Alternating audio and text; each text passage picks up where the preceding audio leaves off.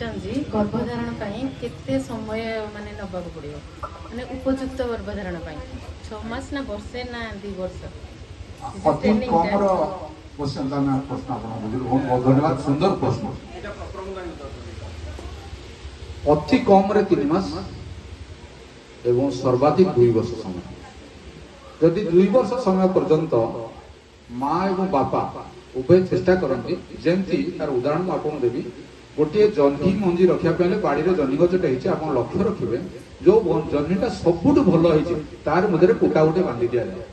ताकू नेचुराली सुखिया अपेक्षा कर दि जाए से सुखीगला तादर मंजू गुड़िक बाहर कर खरार सुखी दिया हुए तापर पाउंश गोल घड़ारे रखी दिया है जो किसी पोकजोक न लगी जाए ये गला मंजीर व्यवस्था द्वितीय व्यवस्था आसे जो माटी या मंदा को खरा दिन खोली दिया हुए ताको पोड़ी दिया हुए काले पोकजोक थी उई लगे नष्ट करदेवे ताको पोड़ी दिया हुए माटी समतल कर दिया हुए गोबर खत मिसेकी लेबुलिंग कर रखी दिया जाए अपेक्षा कर समय आसले ही मंजी लगे वर्षा असरा हो गला आकाश में बादल देखा गले मंजी लगा यही जो समय अवधि आप रहा अति कम 1 वर्ष